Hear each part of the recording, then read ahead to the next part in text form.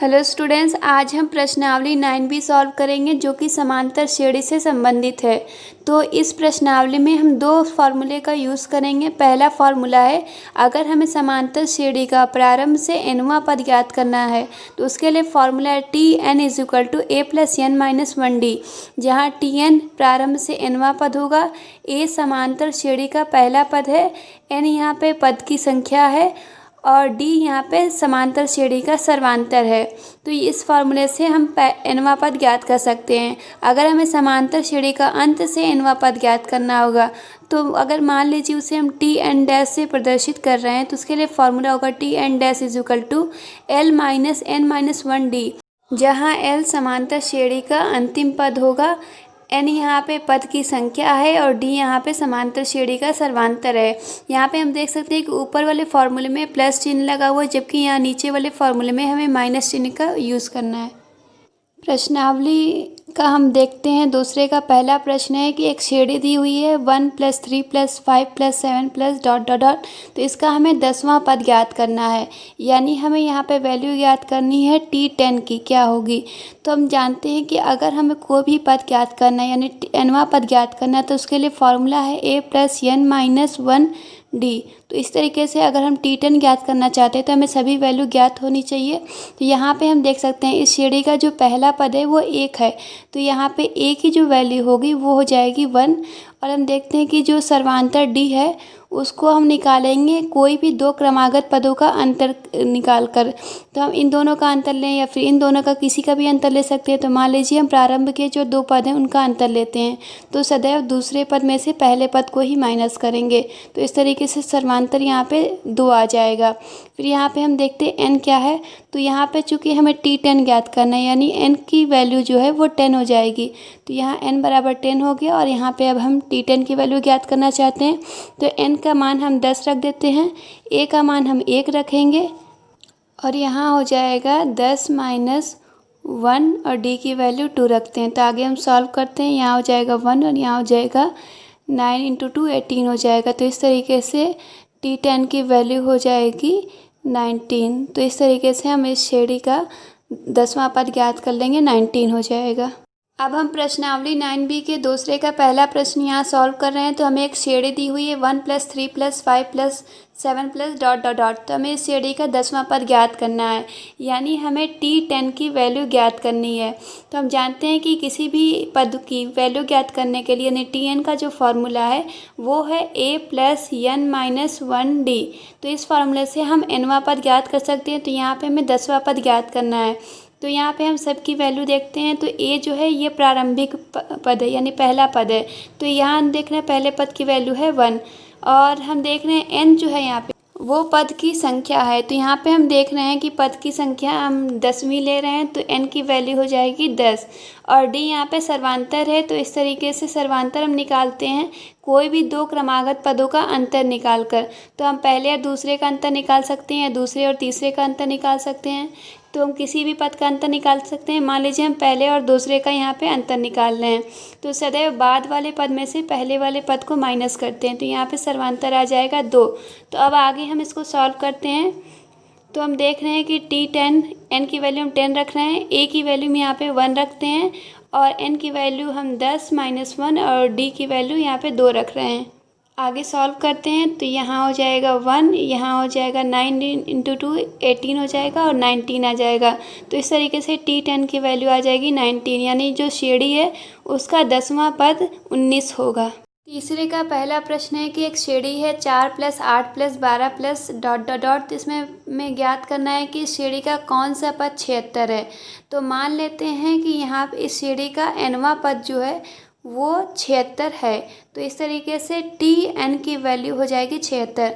चूँकि हमें इस श्रेणी में पता करना है कि कौन सा पद 76 है, तो चूँकि इसे हम अगर n मान रहे हैं तो हमें n की वैल्यू ही यहाँ पे ज्ञात करनी है कि ये क्या होगी। इसे सॉल्व करने के लिए हम ऊपर वाले फार्मूले का यूज़ करेंगे यानी Tn = a + n - 1d। तो यहाँ पे हमें a और d की वैल्यू पता होनी चाहिए। तो a प्रारंभिक पद है, यहाँ पे हो जाएगा 4 और d यहाँ पे सर्वांतर है, तो इसको हम दूसरे पद में से पहले पद को माइनस करके ज्ञात कर लेंगे। तो ये भी आ जा रहा है 4। अब हम वैल्यू रखते हैं तो Tn की वैल्यू है 76, ए प्रारंभिक पद का मान है 4, एन की वैल्यू हमें ज्ञात करनी है और डी का वैल्यू है 4। अब हम 4 को इधर लाएंगे और माइनस करेंगे तो यहाँ पे हो जाएगा 72 और इस साइड हो जाएगा n-1 गुणे 4। तो अब हम देखते हैं कि ये गुणे से भाग में आएगा और यहाँ से ये कट जाएगा और कटने के बाद यहाँ पे आ जाएगा 18। तो इस तरीके से इधर आ जाएगा 18 और इधर हो जाएगा n-1। अब हम यहाँ 1 को इस साइड लाके प्लस में लाएंगे तो प्लस में हो जाएगा और n की वैल्यू हो जाएगी 18 + 1 यानी 19। तो इस तरीके से हम देख सकते हैं कि इस श्रेणी का 19वां पद 76 होगा। अब हम प्रश्न नंबर चौथे का सी देखते हैं। तो समांतर श्रेणी दी हुई है 5 + 2 - 1 - 4 -... हमें इस श्रेणी का अंत से 10वां पद ज्ञात करना है। चूँकि समांतर श्रेणी में अंत से nवां पद ज्ञात करने का फॉर्मूला है Tn डैश = L - n-1d, जहाँ L समांतर श्रेणी का अंतिम पद है। तो चूँकि अंतिम पद -34 है इसलिए L की वैल्यू हो जाएगी -34। n चूँकि यहाँ पे पद की संख्या और हमें यहाँ पे 10वां पद ज्ञात करना है तो इस तरीके से n की वैल्यू हो जाएगी 10 और d यहाँ पे सर्वांतर है। तो सर्वांतर हमें दूसरे पद में से पहले पद को माइनस करने पर ज्ञात होगा। तो यहाँ पर हम देखते हैं ये हो जाएगा 2 - 5 यानी d की वैल्यू हो जाएगी -3।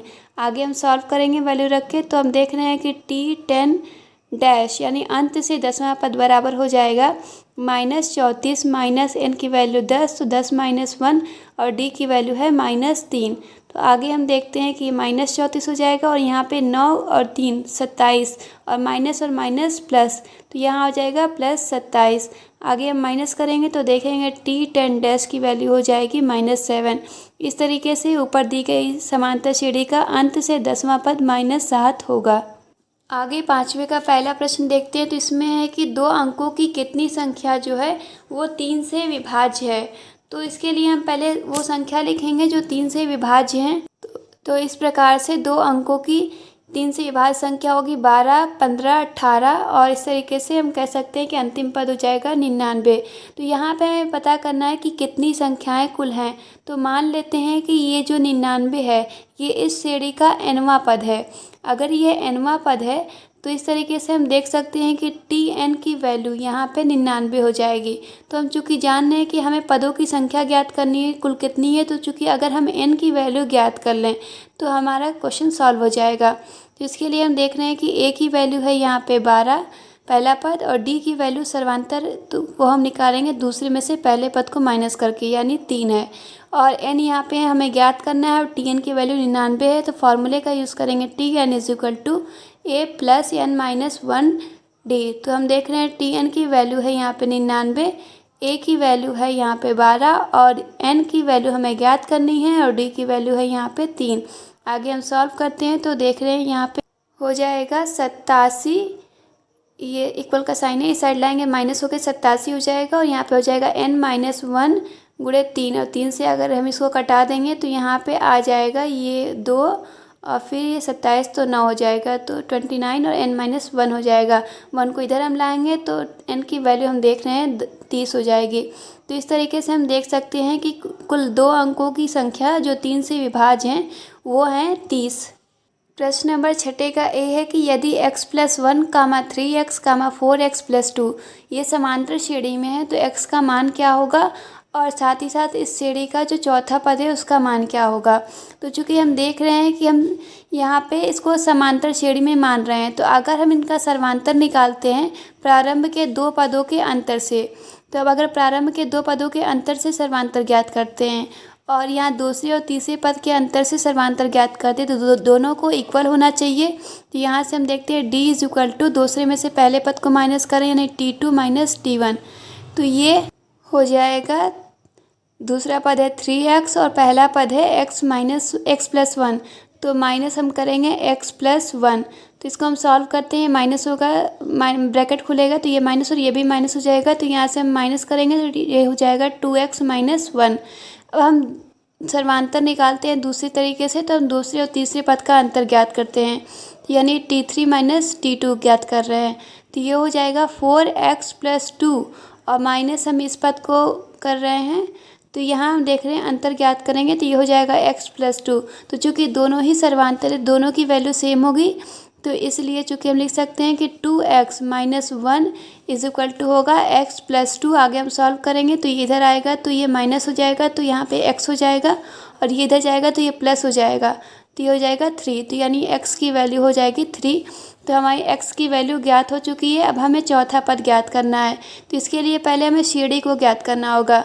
तो हम x का मान रख के इसमें श्रेणी ज्ञात कर लेते हैं।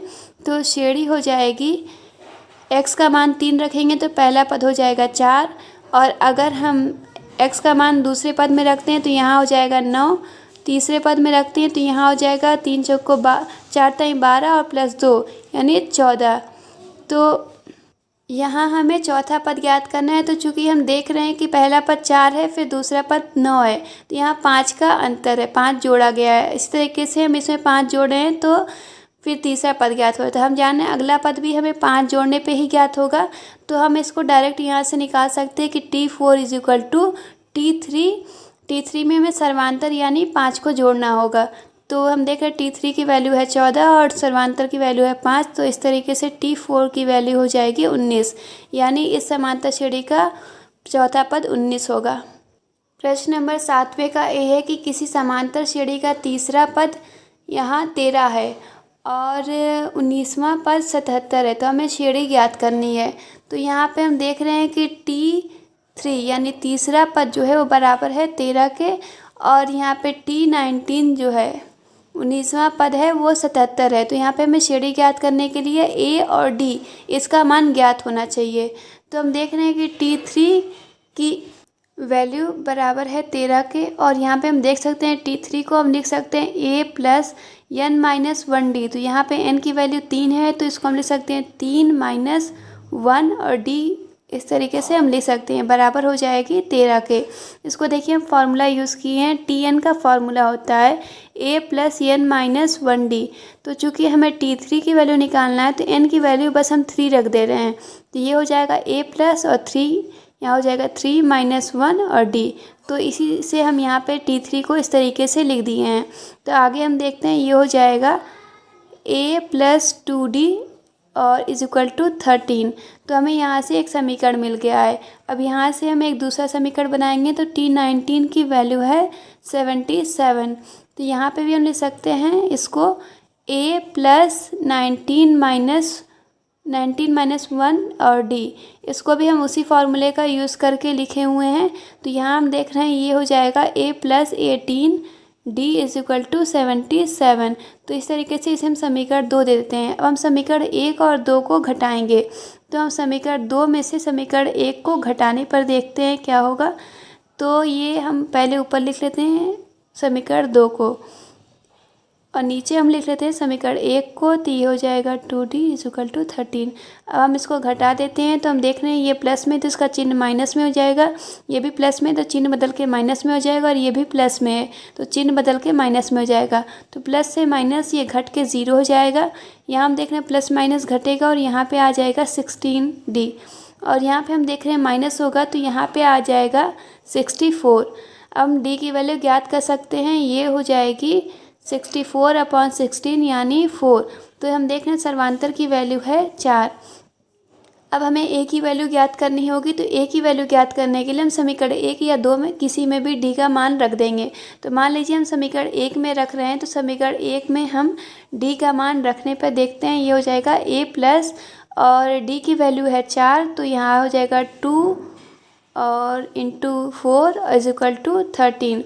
हम इसको गुणा करेंगे, 8 हो जाएगा, इधर ला के माइनस कर देंगे तो ये हो जाएगा 5। इस तरीके से A की वैल्यू आ जा रही है 5। तो A और D इनकी वैल्यू ज्ञात हो चुकी है। इससे हम श्रेणी बना सकते हैं। अब तो श्रेणी जो होती है उसमें पहला पद होता है A और दूसरा पद ज्ञात होता है उसमें हमें D जोड़ने पे, तीसरा पद होता है इसमें भी अगर हम D जोड़ दें तो ये हो जाएगा 2D। अगले पद में हम फिर और D जोड़ते हैं यानी 3D। तो इस तरीके से हम ज्ञात करते हैं। तो इस तरीके से हम देख सकते हैं कि हमारी जो ये श्रेणी होगी वो हो जाएगी, पहला पद होगा A की वैल्यू 5 है तो पहला पद 5 हो जाएगा। श्रेणी हम देख रहे हैं ये, तो पहला पद हो गया 5 और दूसरा पद इसमें ज्ञात होगा A में D ऐड करने पे। तो A में हम D ऐड करेंगे तो ये हो जाएगा 9। फिर उसमें भी हम देख रहे हैं फिर से D ऐड कर रहे हैं तो ये हो जाएगा हमारा 13। और फिर इसमें ऐड करेंगे 17। इस तरीके से हम ऐड करके सीढ़ी ज्ञात कर सकते हैं।